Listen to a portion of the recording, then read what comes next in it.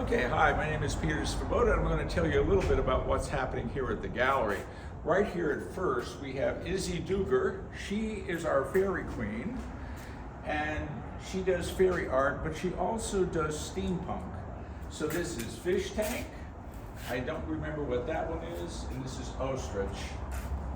This over here is by Dan Reynolds. This is something we like to encourage. We like the thinking part of it, but we also like to encourage the doing part of it. Then, if you go down this way, this is the beginning of an installation by Miguel Mendez, who has things to say about Puerto Rico. I believe he has dual citizenship. He was born in the United States, but he believes that Puerto Rico needs to be better understood, what happened there.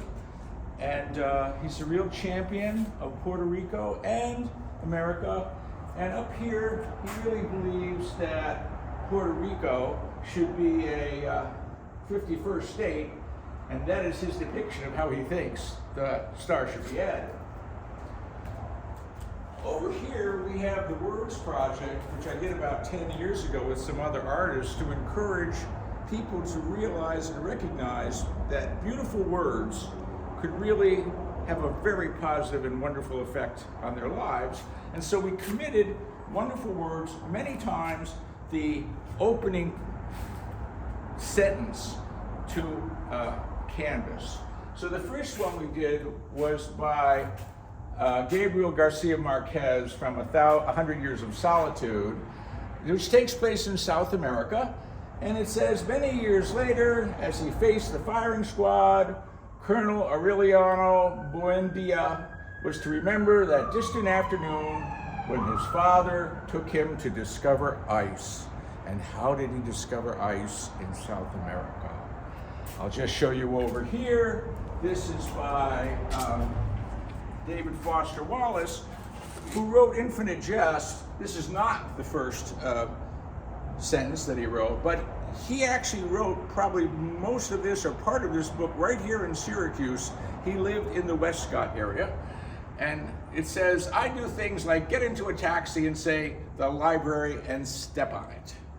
So we had a great deal of fun. This actually appeared around 2016 in the New York State Library Conference, and they loved it.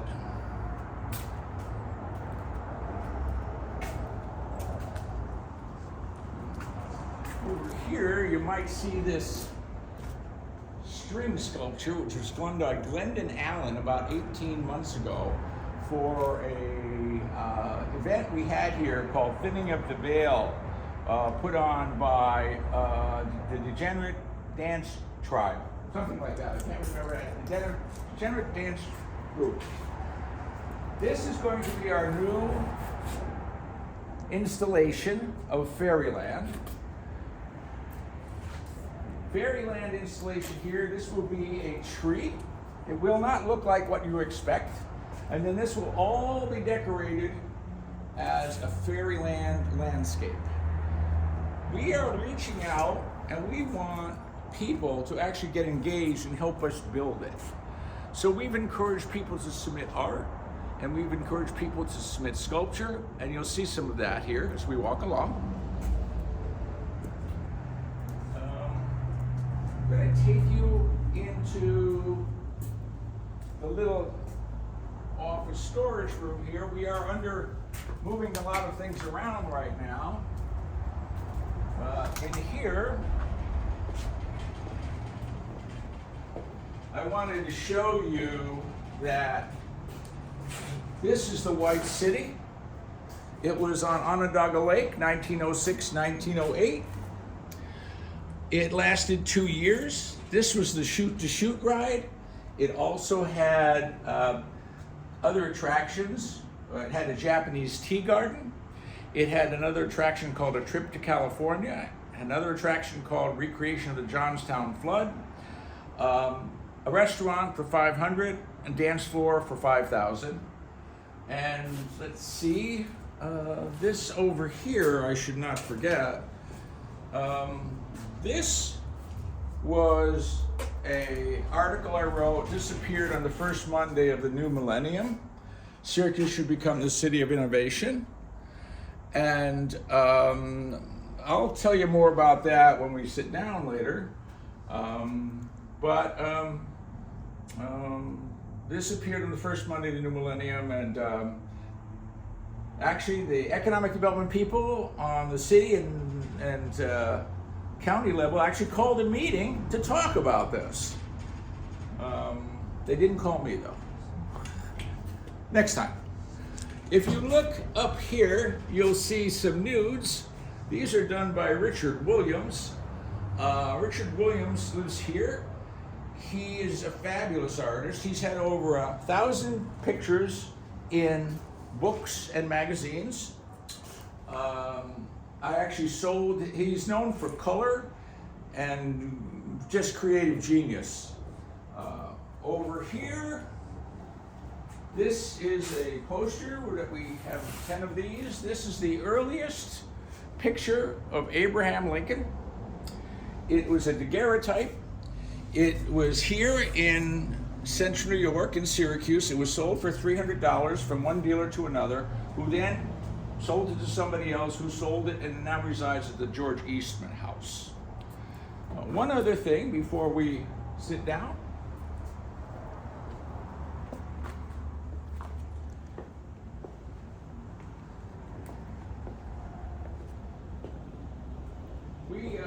I developed an award-winning show called the Degenerate Art Show of Nazi Germany because I wanted to educate people on history. And I had discovered something that happened in 1937, which is Hitler had two shows. One was the Great German Art Show. If I can take you in here for a moment. By the way, we got an extremely good write-up on this from Carl Meller. Okay, I'm very proud of that. We were also on Spectrum News, we were in the newspaper. So basically in 1937, Hitler wanted to propagandize the idea of art. So he had, in the Great German Art Show, all realism, realistic art. And so this is a town, this is people, this is what women should look like. And then this is two Jews cheating two Germans out of their land.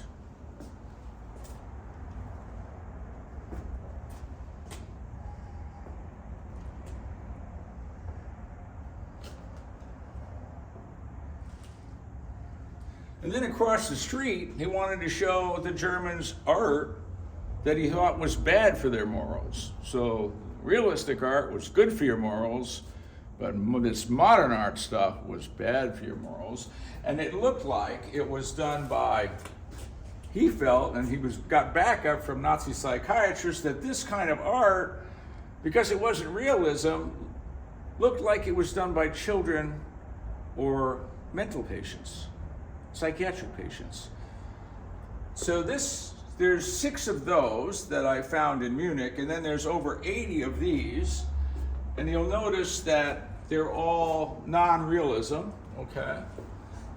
And even the photographs, so when it comes to women, the Nazis and Germany's idea of what a woman should be is a mom and a wife and a cook, things like that. They definitely shouldn't dress like this, and they definitely shouldn't be out at night dressed like this alone with a man. So I wanted to tell the story here of what went on there in 1937. It was a propaganda move. Actually, the Degenerate Show got moved around in Germany and actually had 6 times more viewers, 6 times more viewers, attendees than the Great German Art Show. So here, what I do is I'm telling you the name of the piece about who the artist was and what happened to the artist. Many of these artists all their art was confiscated, a lot of it was confiscated, some of them were tortured, many of them were killed. But the thing and the most important part about what I'm trying to do here, or what we're trying to do here, is a history lesson about how a people, any people, can be persuaded to follow an unfortunate path. I did a talk about a month ago out at the Liverpool Library in a slideshow where I explained the different events that happened and also the different things in the mythology that Germans believed in and things that happened during the First World War and afterwards that set the stage for somebody like Hitler to come along and convince the German people to go down a road that eventually led to destruction. With the idea that we need to know things that influence us so that we can be prepared to make knowledgeable and intelligent decisions. So that's it for my walkthrough. Oh, one other thing I just want to say. We have we are trying to always get things going here. So we're trying to have and encourage people to have, to develop a play called The Trial of Columbus, where we would have a defense team and a prosecution team, and it would be a play. People would have to research it, but then it might be a much more knowledgeable explanation or dissertation on what exactly happened back there so that we would all have a deeper understanding on information that was dug out of history. So we encourage people, if you're out there and you want to do that, we would encourage you to contact us.